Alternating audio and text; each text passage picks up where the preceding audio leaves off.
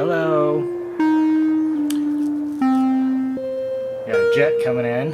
Perfect frickin' timing. Just as soon as I start the stream, jet decides to take off. Fly over. I guess it probably didn't take off. Welcome to the stream. I put in a little welcome message here.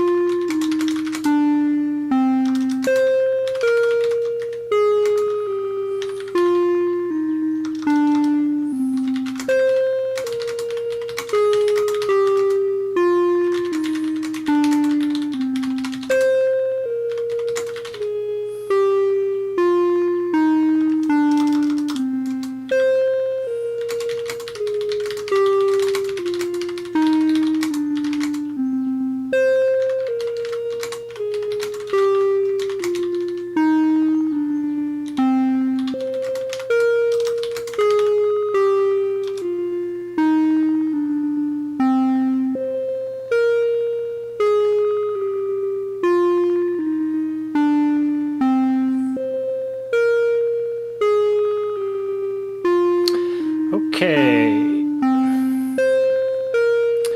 let's get this live.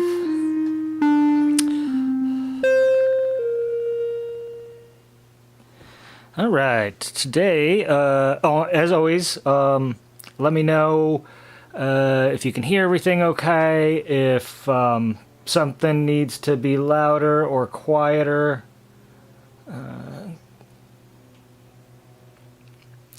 Anything at all, you know.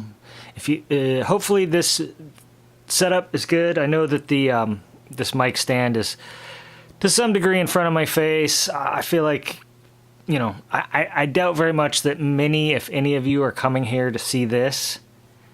This is just sort of a convenience because it's nicer to see who you're talking to. But I don't think you're coming for the face. That's not why you're here. So a little blocking it hopefully shouldn't matter. But if it's super obnoxious or it's impacting it in a way that I did not consider, please do let me know. Keep in mind, because of the lag and the fact that I have to turn my head to the side to see my screen, I might not see any requests or questions immediately, but I will try and catch up to them in short order. Just be patient. Feel free to ask again if it looks like it was completely missed or whatever. If I've just moved on to later things and your request was not addressed, you can just let me know. We'll go from there. Okay, so today we are looking at the Make Noise Easel, which you can see here. Now, first thing I should clarify is there is, technically speaking, in actuality, no such instrument or product called the Make Noise Easel or Make Noise Dark Easel. That is not a thing that you can go online and buy. It is a name given by fans, and maybe by haters too, I don't really know, to this combination of the Make Noise Occult controller, Strega synthesizer, and Occult synthesizer. These are all Eurorack compatible. They are 3U high and like 20-some HP wide. If that means anything to you from the Eurorack world, if you're not in Eurorack, it probably means nothing to you, and that's fine. Just to give you a sense of the size, you can also see, I mean, I have pretty big hands, but it's the length of my hand to my wrist, and, you know, just beyond my wrist. And if you have smaller hands, maybe it would go, you know, halfway up your forearm or whatever. But it's like, you know, 10 inches or something like that. You can look up the dimensions online if you're really curious about the actual size. Point is, it's pretty small, right? Pretty small synthesizers. That's why I have them here on my desk, in part because they're so small and they fit in this relatively small space I have over here on the left side of my desk. but they also pack a lot of power into a very small space, which is the other reason, of course, that I have them on my desk, because they're cool, and I like having them here next to me. Yeah, so, but like I said, there is technically no product called the Easel or the Dark Easel. The name comes from comparisons to the Buchla Easel, which is a very famous instrument, a sort of late mid-period Buchla instrument that's like an all-in-one synth that sort of packaged up a lot of his concepts from previous synths into a small, relatively small. The Easel comes, as I recall, in a maybe I should hold my hands up like this. In a little briefcase, basically, is what it comes in, and has a touch plate controller, fairly similar to this, and then also a fully patch programmable synthesizer, which also has a few things that this doesn't. Like, it's got a little, in addition to being patch programmable, you can also program that with little cards, little EEPROM cards that plug into it. But that's neither here nor there. Sorry to get distracted. The fact is that's where the name comes from. Is it's sort of inspired by, if you will, the Buchla Easel and that sort of style of synthesizer. Make Noise has a similar sort of spiritual vibe to Buchla. You definitely, there's some argument for seeing it as the successor to Buchla. And whether or not you see that or not, it doesn't really matter. Point is, Easel is really, it's a nickname more than a name. And so, I mean, that's the first thing I wanted to address is, like, is the Buchla Easel, is that even really a thing? So the case against it is, like I said, you cannot buy a product called the Buchla Easel. There is... to the best of my knowledge, no one who works at Make Noise has ever said the words Make Noise Easel or Make Noise Dark Easel. And if they have said those words, it was almost certainly in response to a question that someone asked them about it. On the record. I mean, obviously, I don't know what those people say in their own time, but in an interview, on the record, in marketing materials, etc., to the best of my knowledge, and I could be wrong, no one at Make Noise has ever said Make Noise Easel, Make Noise Dark Easel. That's just something fans came up with. So that's sort of the case against, right? Is that these are just three separate products that Make Noise sells, and they don't call it the Easel. That's not a thing. That's just some shit someone made up. Okay, that's fine. That's totally legit if you want to look at it like that. I understand where you're coming from on that. The case for it being a singular unified instrument, whether you want to call it the Easel or not, is that these are very clearly made to interoperate. Not just by the fact that they're Eurorack compatible, but they use the same power supply. When you buy the Strega, I think it's when you buy Strega, or maybe it's when you buy Occult, and actually the power supply comes with this little dual, can you see this here? This little dual splitter, so you can use a single power supply to power two of them. So I only have two power supplies plugged in to power three devices. And they use a very similar design language and aesthetic, clearly. They have a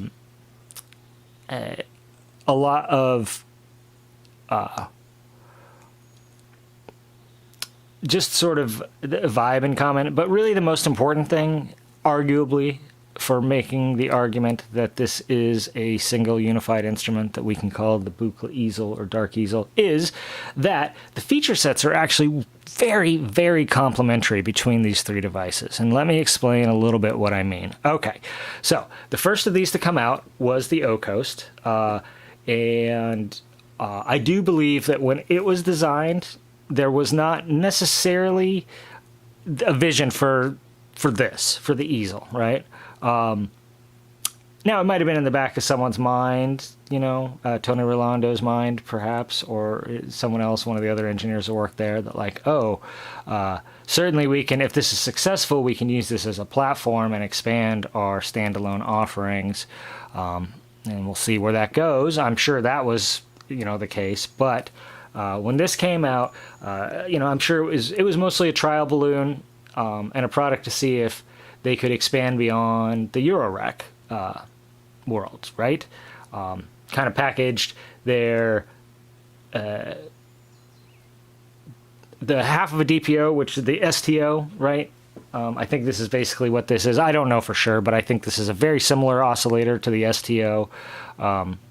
And slope is like part of a maths, and the contour is like a new thing that they came up with. They actually sold it on its own for a little while.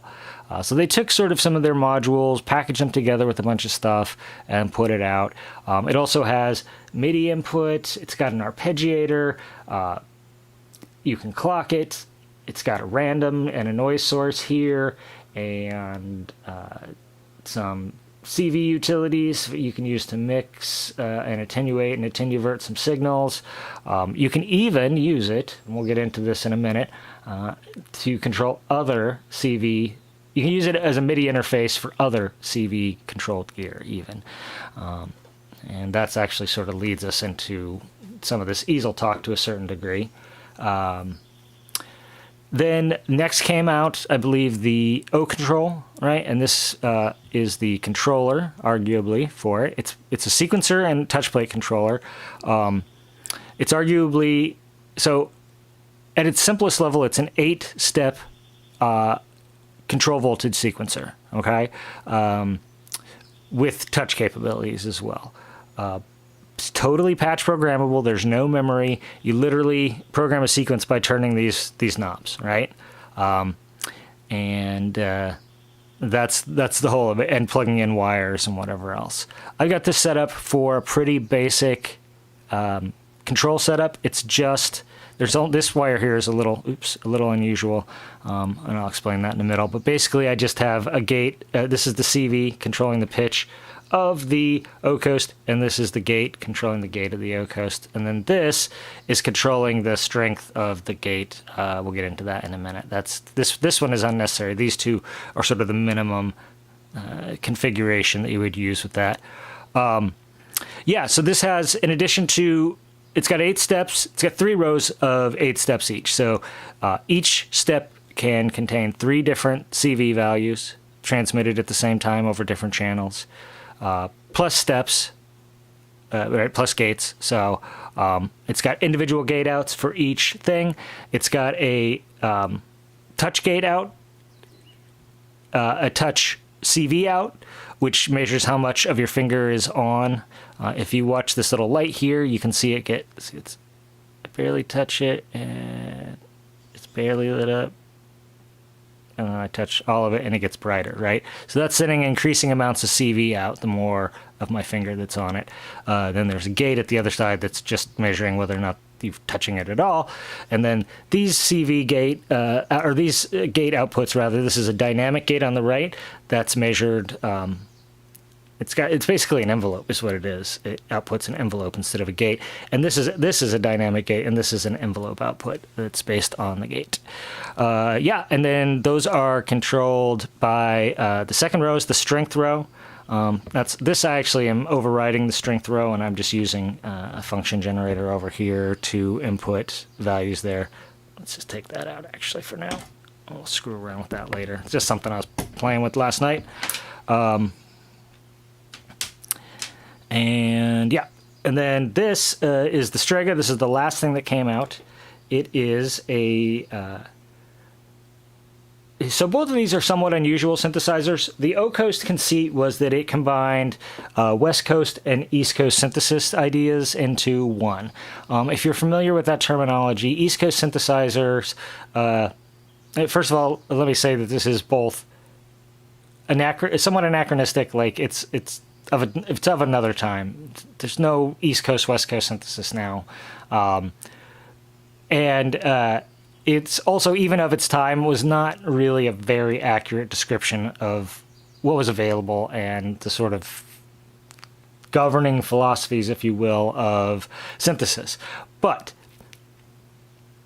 just to explain, West Coast synthesis, that's the Buchla style synthesis. You start with simple waveforms, you wavefold them or FM them, triangles and or sine waves. You FM them, you wavefold them, etc. to make more complex waves. Then you put them through a low pass gate, maybe control all this with a function generator or two, and that's how you get your sounds, right? And then East Coast synthesis is the more traditional Moog or Moog style that we think of. Complex waveform, meaning a harmonically complex waveform that's actually a simple waveform, like a square or a saw, in this case a square, through a filter, a low-pass filter that removes harmonics, controlled by an ADSR envelope, right? So this has the ADSR envelope. It does not have a filter. It does have sort of a low-pass gate style output stage, and it's got a slope generator as well as an ADSR. It's really just an ASR. Plus the noise, sample and hold, and all that. So that's the idea, right? Is you're combining elements of both. Now the Strega is something else entirely. This was co-developed with Alessandro Cortini, who is sort of an experimental musician. He's also in Nine Inch Nails. Fantastic musician. If you're not familiar with him, definitely check him out. And he co-designed this with Make Noise to basically be, his signature synthesizer. He actually tours, my understanding, or at least as of a couple of years ago. Obviously, things change. With 2 of these and 2 O controls, and that's basically it. That's his touring rig, or it was 2 years ago, and that's incredible, right? Here, though, we are opting for a little more balanced options, and I have these together. So the Strega runs a similar oscillator to what this does through like a wave folder into a delay and then into a filter. So typically with synths, the most typical signal flow is oscillator into filter into VCA and then into any effects if there are any, right? So this moves the delay stage, the effect stage, pre-filter. And I think this is just a pretty standard low-pass resonant filter. Could be mistaken. It's not really super documented what is going on with the filter here. Like, I don't know off the top of my head what the slope is or any of that. Again, that's not really... These are not stat synths in a lot of ways. They are sound synths, right? Like the feature set and whatever is impressive in a sense, but it's not overwhelmingly so. Hold on 1 second. I need to do something. It'll take me 1 second off camera, I swear. Just give me a second here. I'm going to start this. We'll start this sequence here.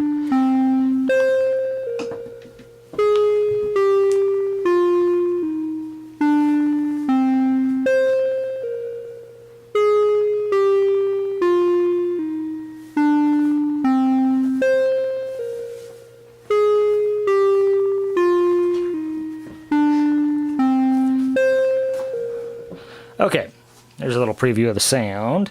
Like I said, so this is a little less traditional synth.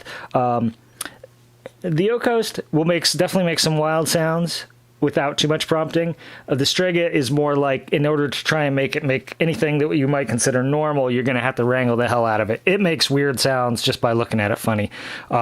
This is one of those synthesizers where you might genuinely think it's broken when you get it, if you don't know what it's trying to do and what it's all about, because there definitely are settings and controls that you're just like, it can't possibly be supposed to be doing what it's doing right now, but it is, because it's that weird of a synth. This has an oscillator, a PT 2399 delay. If you're not familiar with that, it's a very lo-fi, very crunchy, noisy delay, and it's tuned here for maximum noise and crunch. And then it's got a filter. It's also got, I think it's got a wave folder in here, and it's got some feedback circuits and some other things going on to make it a little more interesting. And the other thing that's really noteworthy on this, that I really, really love on this, and I wish more synthesizers had, is these little circles and squares. Okay, the circles are modulation sources, and the squares are modulation inputs. So this is essentially a mod matrix, and you activate it with your fingers.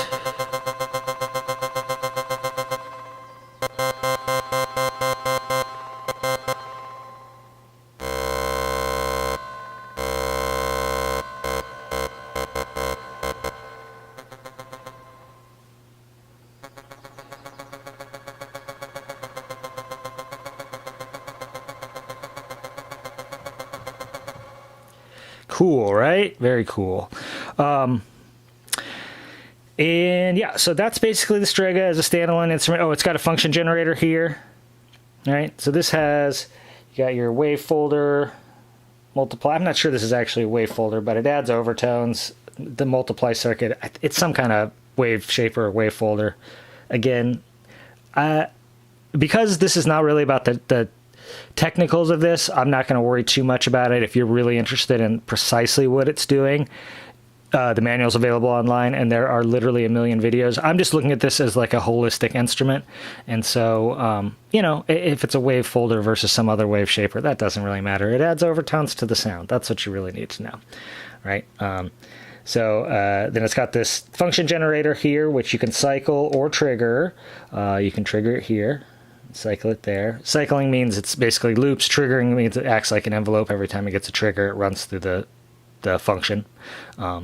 Got rise, fall, logarithmic, and exponential decay, and then you can stick some mod in there to change those dynamically. And then the contour is, like I said, an ADSR. You can also trigger it. We've got it triggered by the gate there. And it's got a bunch of outputs. This is like basically a volume output. This is a mix output between the two sides of the oscillator. Yeah, this is this blend knob is kind of a similar thing. Over here is the balance knob there, blends between the different things. Oh, and of course, one interesting thing is that this has an input circuit, and that's what this is here. The output of this goes into the input of the Strega, and so we can hear both at once.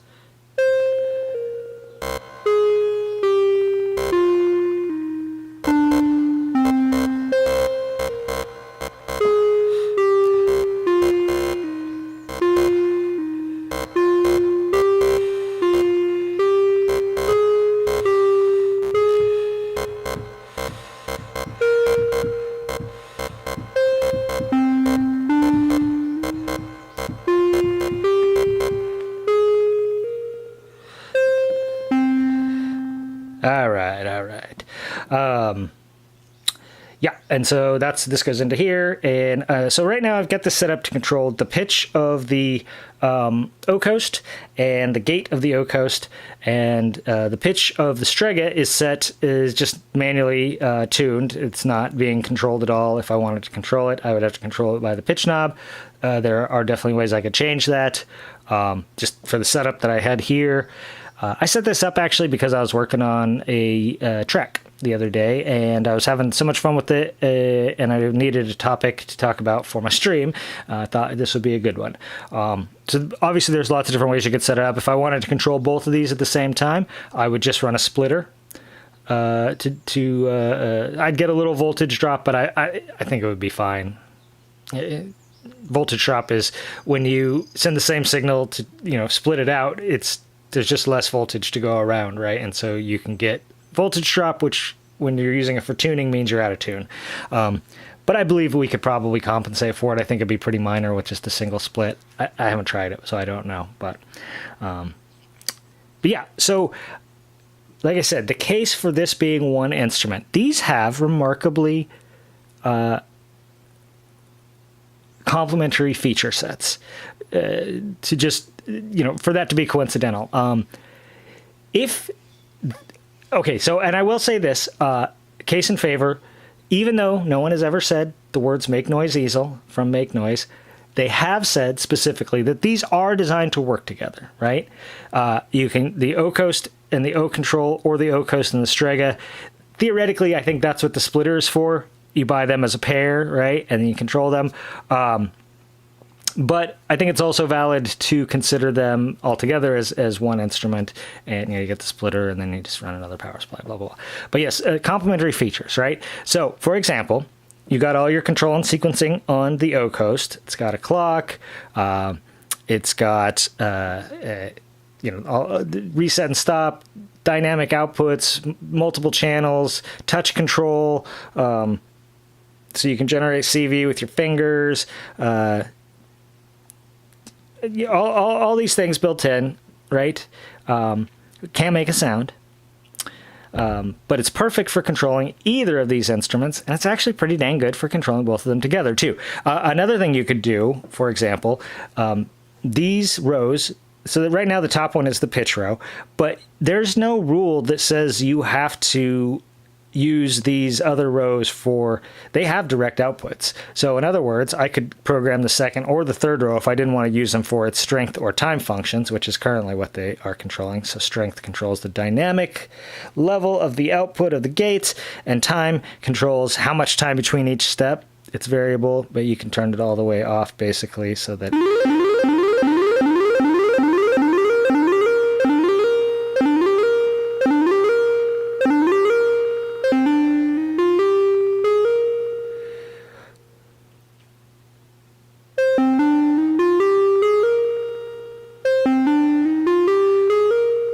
see what you get there is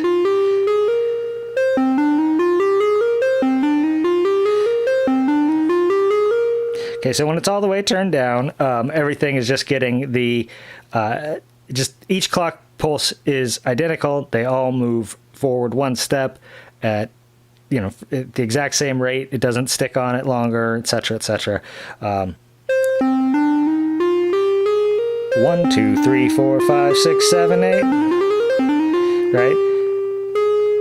When this is up, this last bottom row is controlled. The time controls the output of those. And it's the same with these.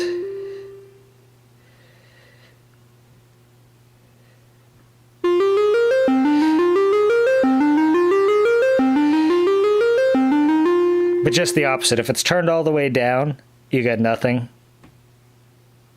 That's because the dynamic output is set to its lowest. But if you turn it all the way up, oops. Turn it all the way down, you get nothing. But if turn it all the way up, and it's like it's not doing anything, right?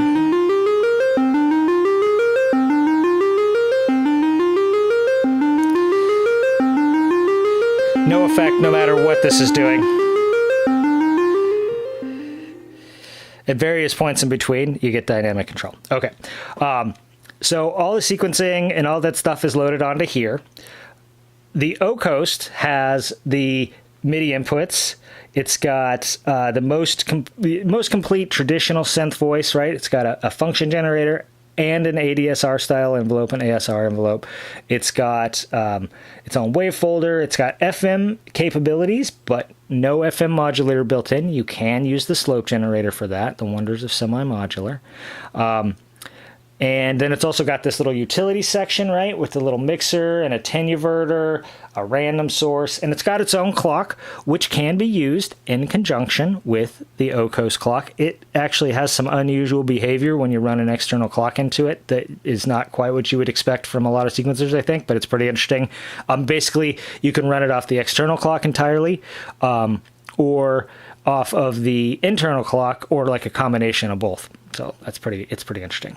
And then the Strega, on the other hand, has another oscillator, obviously, an actual filter. This does not have an actual filter. It's just got a low-pass gate circuit.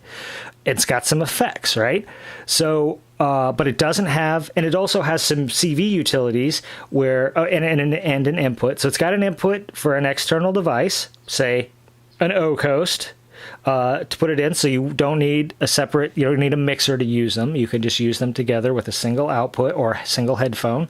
And it also has some different CV utilities. It takes that input and processes it, gives you an envelope follower and like a gate that triggers off of it, as I recall. So yeah, it's each one sort of does its own set of things that's complete in and of itself, more or less, but together they do a lot more. So, and this has its own function generator, right? Just like this one does. This one's, I think, not quite as complex of a function generator, but it's still pretty fully featured. So together, you've got two function generators, an ASR envelope, a sample and hold / noise circuit, clock, two different clocks, MIDI 2 channels of MIDI, right? Because it's got MIDI A and MIDI B. That's the other interesting thing, is that you can use this to control if you take the MIDI in, you can use 2 channels, one to control it and one to control something external via CV and gate. And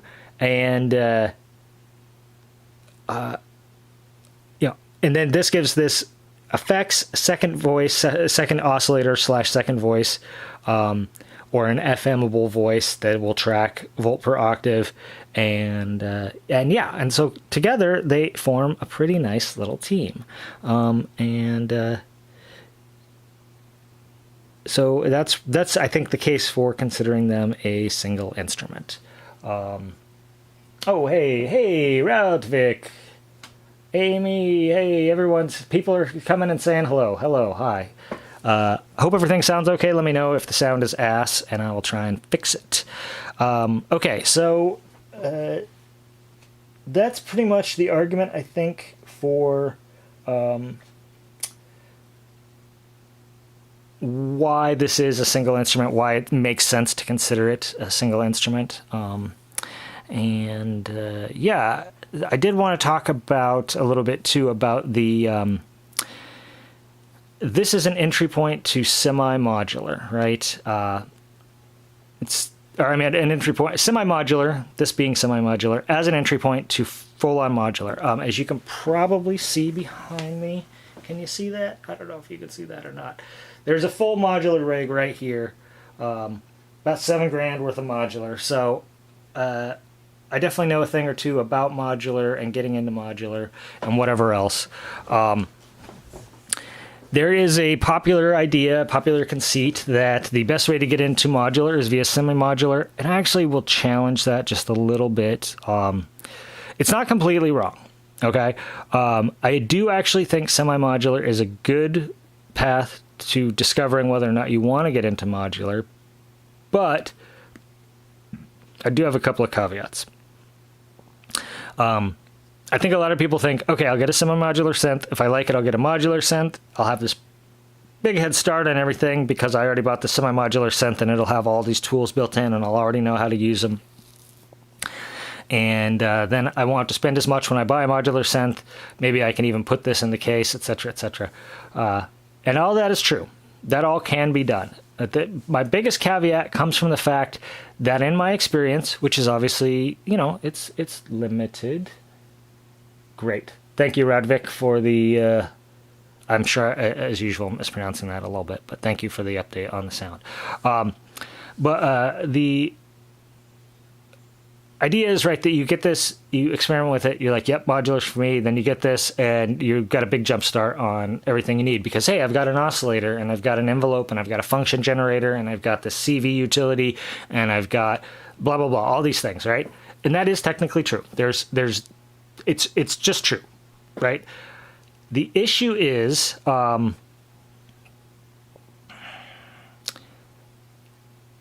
once you get into modular, you will find that having an oscillator in here is not the same as having an oscillator in your rack. Having a filter in here is not the same as having a filter in your rack. Having a function generator, any utility at all. Even if you rack these things, if you take these out of these little cases, they come out of these little metal trays they're in, and you can put them directly into the Euro rack, into your case. That is one way to do it, and that will definitely get you further down that road. But then you're giving up a ton of space that you don't really need to give up. And man, Euro rack, the space itself is so damn expensive that it can be really galling to want to stick one of these things in the case and have it take up whatever 40 HP or whatever it is. I think I said 20 earlier. I think these are like 42 HP or something like that. They're way more than 20. Which can be like half of a row or at least a third of a row of Euro rack, just taken up by this one thing. So you end up kind of losing space, or if you keep them out of your case, then it won't end up patching them as much. But I will say that semi-modulars are a great way to get into semi-modular. And if you get because they're just great little standalone synths, and the patches offer a lot more depth that you don't get out of a traditional synth. But they also stand alone, and they will help you avoid the sprawl that can happen when you buy into modular. It's so easy to buy a second case. I'll buy one small case, 114 HP or whatever, 104 HP, and you fill that up immediately, and then you're like, well, I'll just buy one other small case, and the next thing you know, you have like 5 cases, and you're looking at the big one that costs like $2,000 just for the case alone, and you have all these modules. It gets out of hand somewhat quickly, I guess is what I'm saying, or it can. And this is a way to stay out of that. If you only buy semi-modular synths, then it doesn't get out of hand nearly as quickly. You have to buy them in batches and whatever. But basically what it boils down to me is it's an okay way to get into modular. If you buy a semi-modular synth and your favorite thing about the semi-modular synth is patching it, is the patch programming, like plugging the wires in and doing all that, then yes, make the jump to modular. That is for you. If you buy it and you're like, yeah, okay, sure, this is a thing I do sometimes I'll use the wires, mostly it's just the synthesizer, yeah, then modular is probably not for you. And that's totally fine. It's definitely not for everyone. You can argue that it has very limited utility for what it costs, modular does, and so maybe it's not for anyone. I disagree with that. I think that despite its extreme cost and its built-in bevy of limitations, it's a fantastic and uniquely expressive medium, but it is really easy to spend $7,000 and use it to make just a bunch of random sounds. So, okay, let's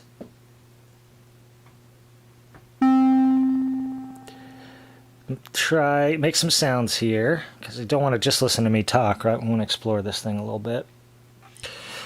So right now, there's a bazillion different ways to program this and patch it. Right now, I have it patched up. So the audio from the Occult is coming into the Strega, basically using the Strega as an effects unit. They can also add a drone. Now, as far as the sequence in here, what I did is, let me switch this real quick. So now it's going to play when I just touch the pads instead of like when it sequences.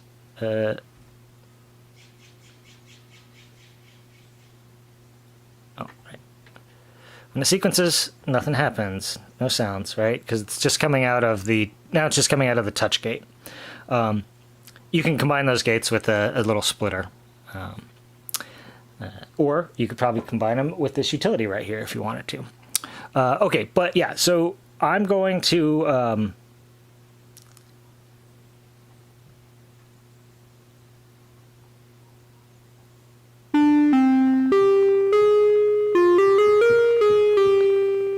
just do this manually right now at the moment.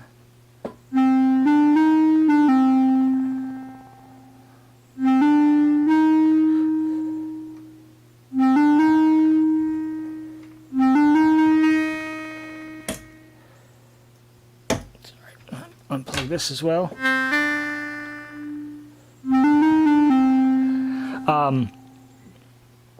So I programmed in what is, I don't want to say essentially, it is literally and exactly a C minor scale. Right? So it's C, D, E flat, F, G, A flat, B flat, C. So it's just a scale, right? There are lots of different ways to program this. 8 steps. So the most basic way is you just make an 8-step sequence, right? That can be pretty limiting, for sure, but you can use it with a switch to do a 24-step sequence. So each time it gets to the end, it would switch to the next one. That would require some external gear. I'm going to say you might be able to patch that up with what's on board here, but I don't think so. I don't think there's any way to make a switch. So you would need external gear for that. And you can do things like this that I did, where you just program a scale and then... And also, if you have external gear, you can do stuff like add a thing to add octaves, so you can like add a volt at a time and just go up an octave or down an octave.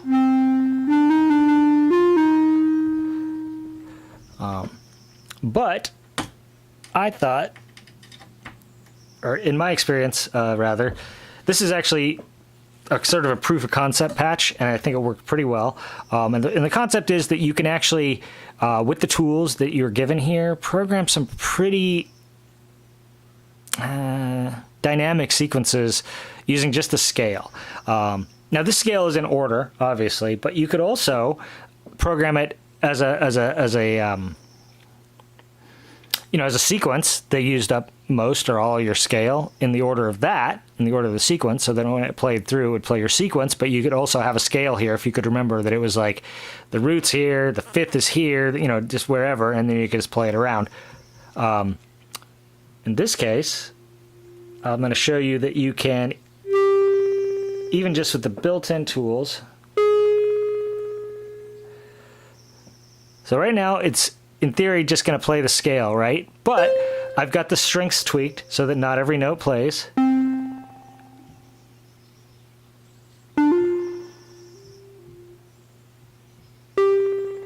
We can turn that up too.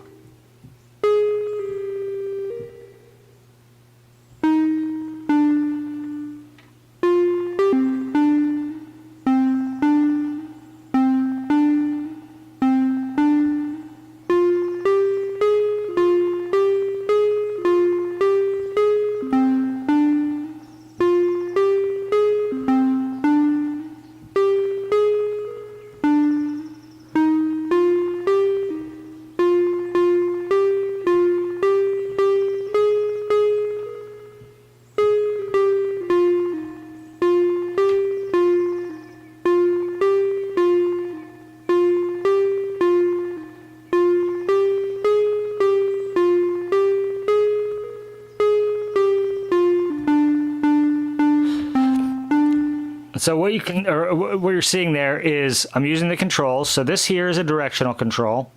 And then this is the touch control, right? And this is start stop. So directional control, right? So I'm like, so as it's playing, I've got the touch control on, so I can reset it to any step. It'll still only sound when the clock is hitting that step, so I can only play in time, which is nice, right? But I can use it to basically reset to that step so that it'll play again.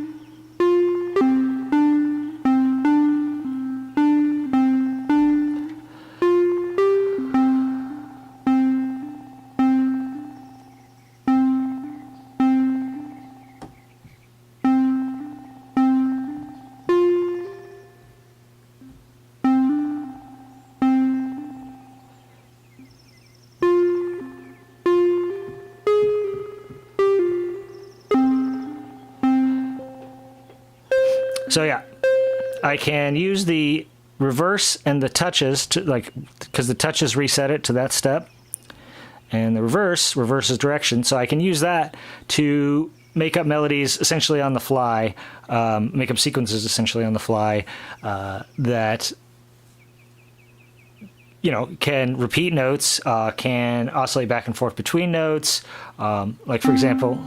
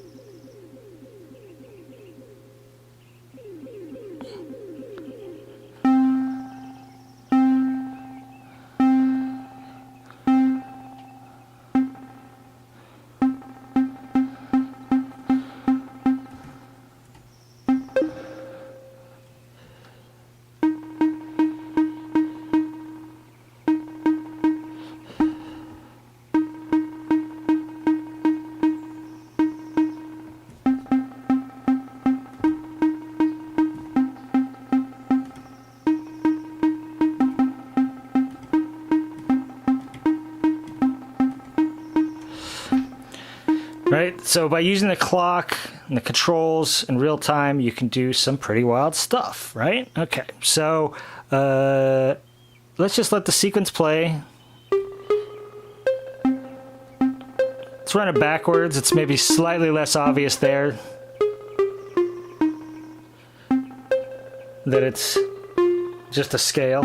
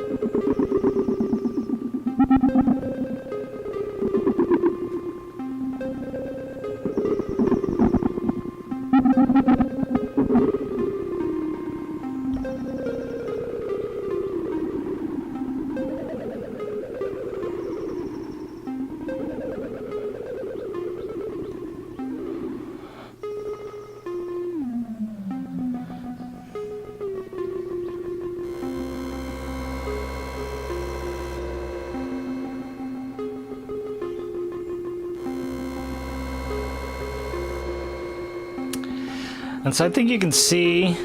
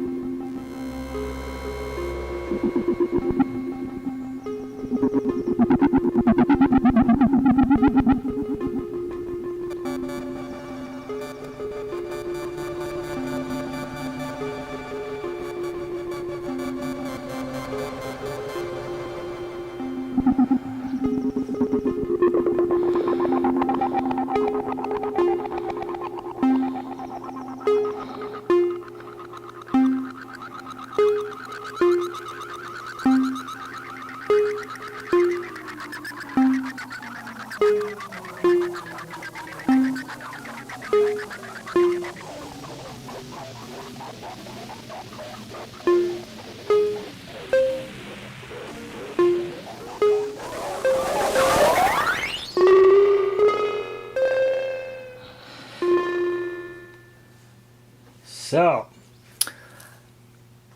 that is a little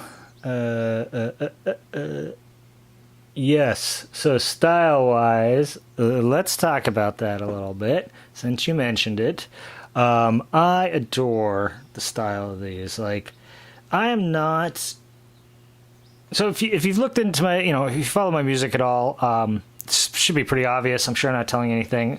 I'm very interested in, borderline fascinated with the occult, and historical use and belief in magic and magic systems. I'm not really a woo guy. I don't I'm not out here trying to fucking do The Secret or speak my intentions, blah, blah, blah, into reality.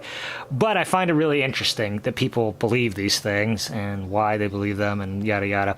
And you mentioned a punk rock aesthetic. To me, this is an occult aesthetic, right? And the idea of music as an occult ritual is very fascinating to me. One of my favorite and most influential acts, Coil, was really into this sort of idea. These, when I'm using these, I feel like I'm doing an occult ritual because they're covered in sigils and runes and weird fucking occult-looking diagrams. And it sounds like magic. And this is why I call my work wizard synth, because it's occult bullshit in audio form. Now, I'm very much a dilettante. Like, I've not really even dabbled in ritual magic or anything like that. My own personal belief is what happens with all that stuff is it's basically self-hypnosis. You alter your own mental state as part of the ritual, and then, you can talk to disembodied entities, which are probably just your own subconscious mind, or you can, have out-of-body experiences, which are, the same kind of things that happen when you take drugs, where you desync the hemispheres of your brain, desync the various parts of your brain from each other, and you have these sort of non-linear, non-real experiences. So yeah, so this is very much to me an occult aesthetic, punk aesthetic. I can feel that too. Yeah, that's how I think of these, is having an occult aesthetic, and that's very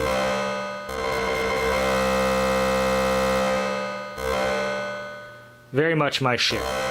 Let's just say that.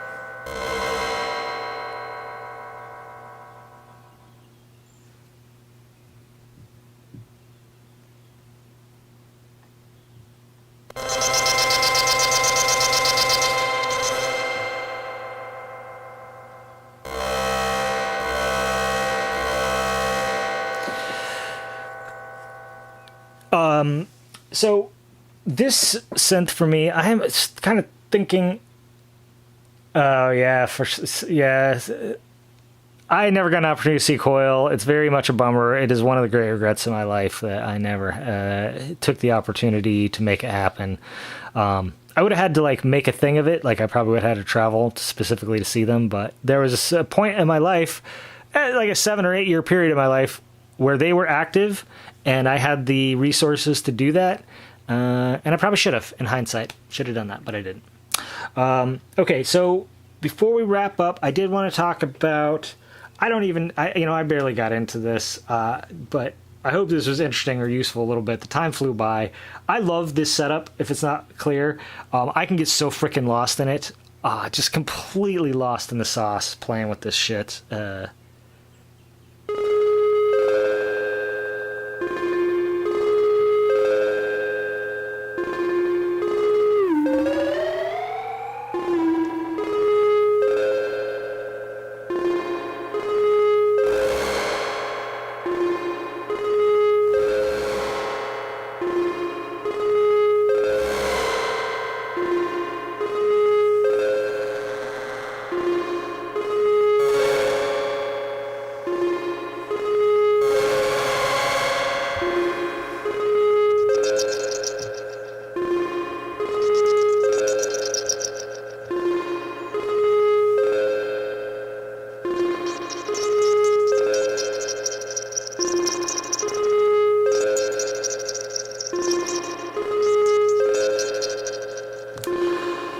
I love the touch plates. I love the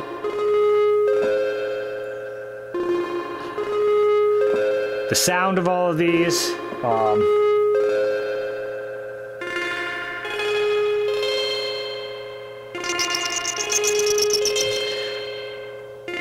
I love the way they work together. I love how unpredictable they are.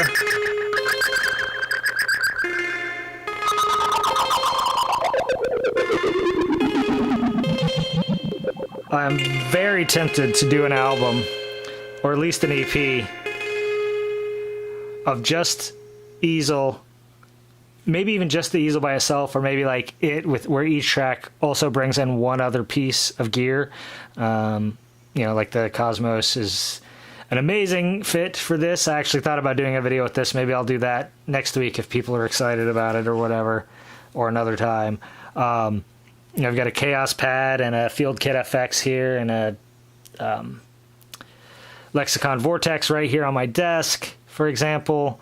And then, over there I've got other effects, other synthesizers that I could bring in.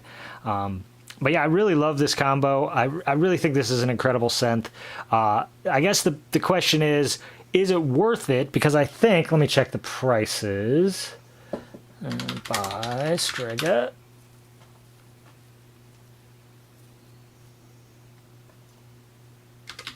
Make Noise. There it is. Okay, let's look at Sweetwater. $5.99 for Strega.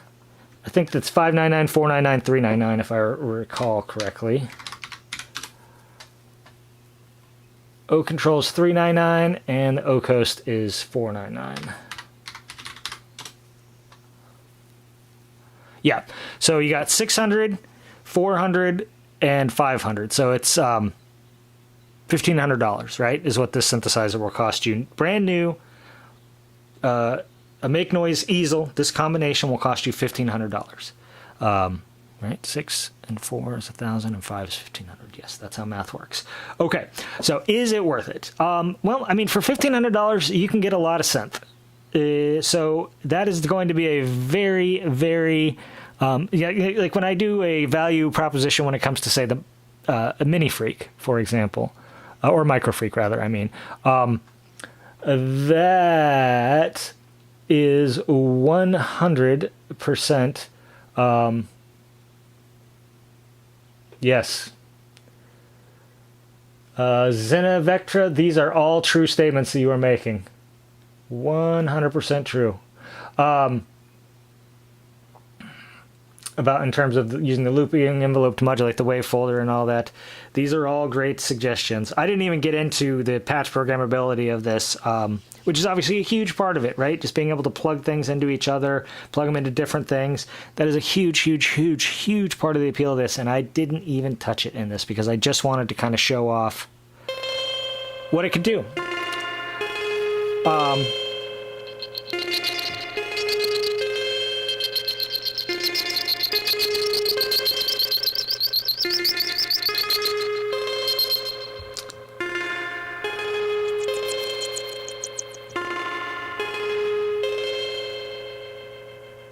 I love it so much. But yeah, so $1,500, right? You can get a lot of sense for $1,500. You know, like I said, when it comes to Micro Freak, I can say, hey, look, if you're looking to spend $300, $350, and get the most synth possible for your money, 100%, Micro Freak's probably as good as it's going to get.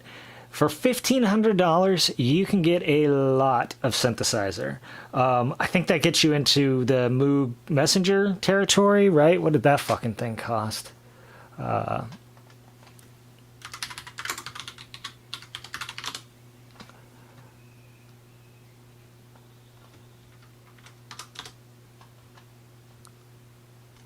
Yeah, that's... Oh, okay, so...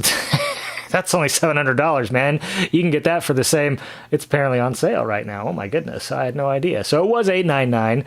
It's currently on sale for $699. So you can actually get this Moog for the same price as a Strega. Or no, even a little more than a Strega. $100 more than a Strega. Moog. Speaking of Moog, it has its own line of semi-modular synthesizers, and they run about the same, $500-600 each. I think they're actually all $600. So you could get a 2 of those and maybe some other kind of controller, like a DFAM. I'm sorry, a Labyrinth and a Subharmonicon, for example, and some kind of controller for a similar price. I mean, you could probably get like a Matrix Brute. I think it probably runs about similar. Gosh, do they even sell the Matrix Brute anymore?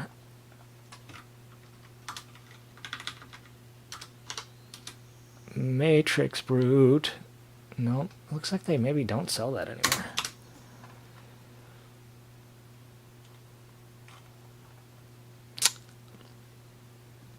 Well, okay.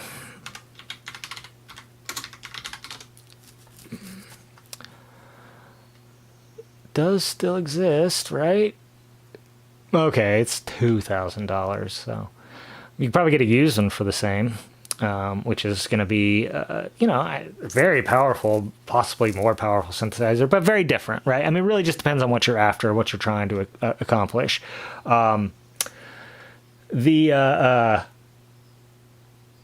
Yeah, if you got the whole Moog semi-modular rack, it would not be quite double the price. It would be, they're 6 each, so it'd be $1,800. So it'd be $300 more than this setup for 3 of them. But you could get 2 of them and like a hand controller for about the same. Like you could get 2 of them and then add a O control if you wanted to for just a little more than this, if that appealed to you more. For me, the Strega and the Occult, these speak my language. This speaks what I want to hear, right? This is the sound that I want to make. Yeah, for $500 more, you can get a Voltage Lab, right? You can get a Taiga for like $800, which is going to have a similar amount of functionality. So this is definitely a synthesizer that you're only going to assemble if it really speaks to you, much like the actual easel, right? The actual easel is like a $3,000 synthesizer, and if you compare it in terms of features, it's incredibly overpriced for that. But people who have their easels swear by them. If you compare this in terms of features to what else you can get for $1,600, $1,500, $1,600, it's going to compete with some of those things and be outstripped by some of those things. And that's fine, right? Like, that's just the way it goes sometimes. But it's also nothing that you're going to buy is actually going to do what this does. I feel pretty confident saying that. In terms of alternatives that are cheaper, like significantly cheaper, it does occur to me that you could get the Create Audio East Beast and West Pest. They're like $250 each. So the pair of those, you could get, like in terms of the actual synthesizers, get not the same setup, but let's just say a fairly similar setup. The West Pest has your wave folder and your sort of West Coast style stuff, and then the East Beast would have your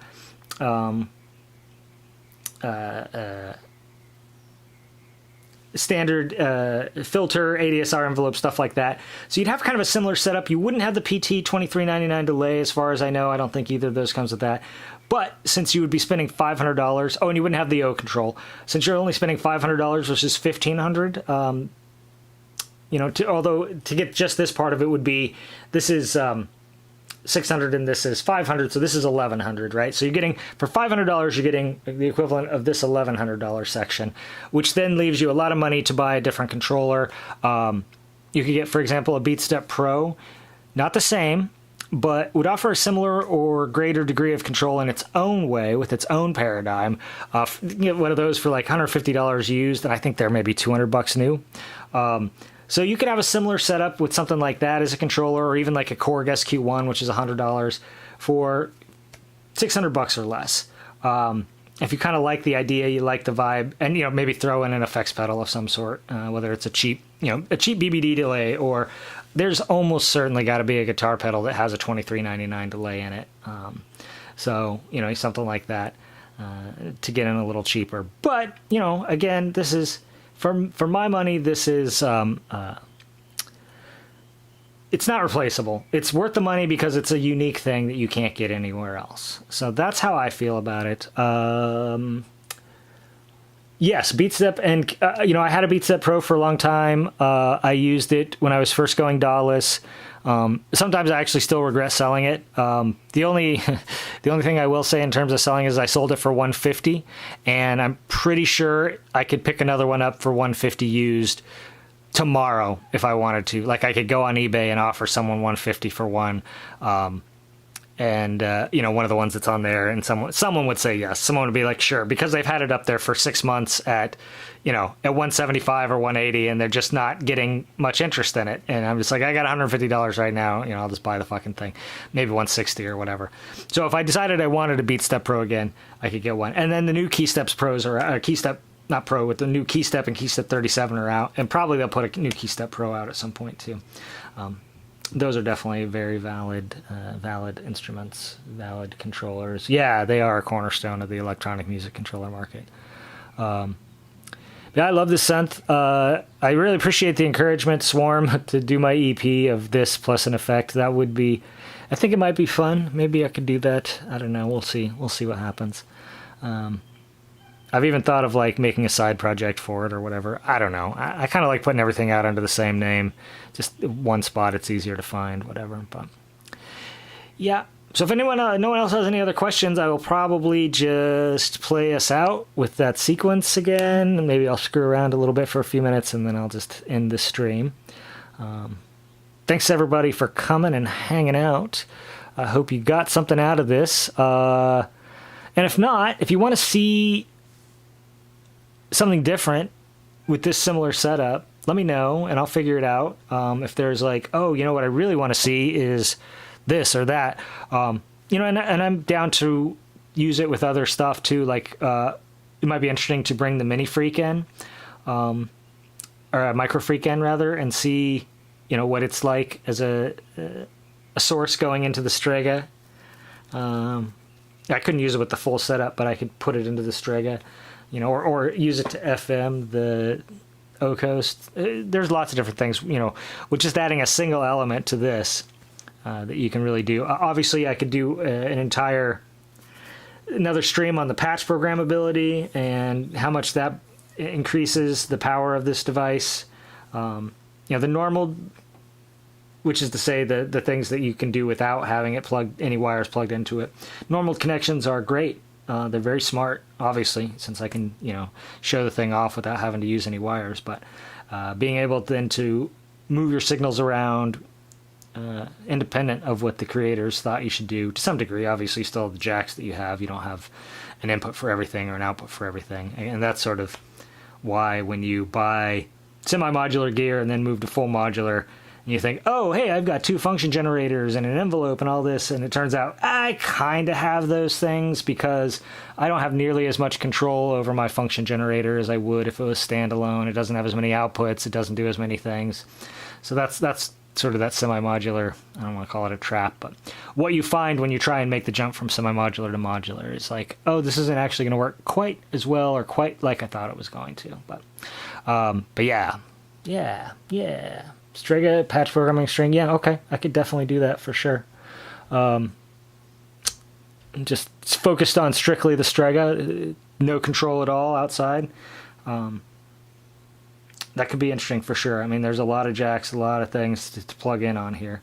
And if you are interested, I actually have a video on, an older video on basically on patch programming the Strega. If you want to dig through my archives, you can find it, or if you message me, I can send it to you. Yeah, okay, I think I'm going to wrap this up. And thank you, all of you who came and hung out and talked to me about this. This is one of my favorite synthesizers. I know I say that about a lot of the synths I have, but that is because I have been at this for a while.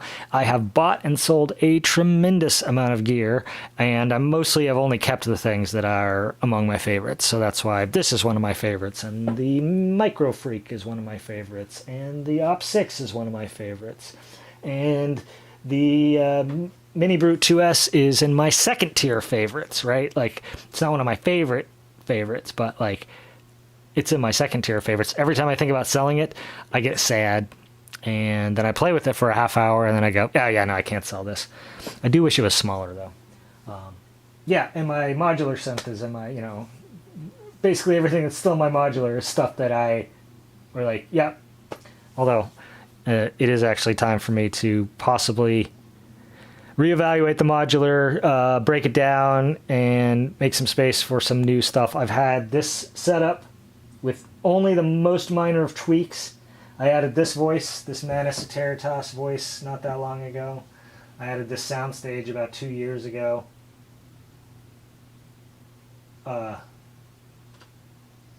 Yeah, everything else, I think, is just, yeah, that's it. That's what I've added in the past 2 years, is basically those 2 modules.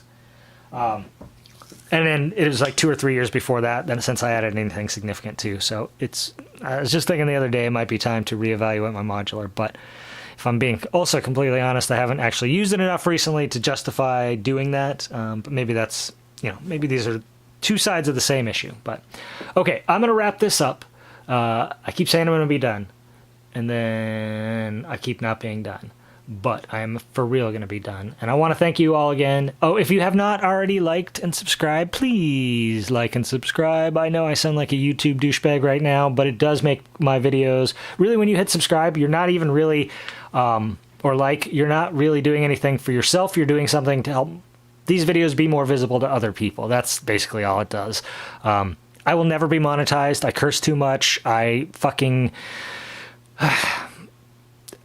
talk about too controversial bullshit, whatever. So I'm not trying to get monetized. I'm just trying to get people to be able to see my stuff when they search for, you know, Make Noise Easel. I want this video to come up and not some other video. And if you like and subscribe, there's a better chance that that'll happen. It just helps me rank in the algorithm. And it costs nothing. It's such an easy way to support. Otherwise, yeah, have a great day. Have a great week, month, year, whatever. I will see you in a week. Possibly with another Strega video, because there was some interest in that. And if not, we'll figure out something else interesting to do, and we'll do that.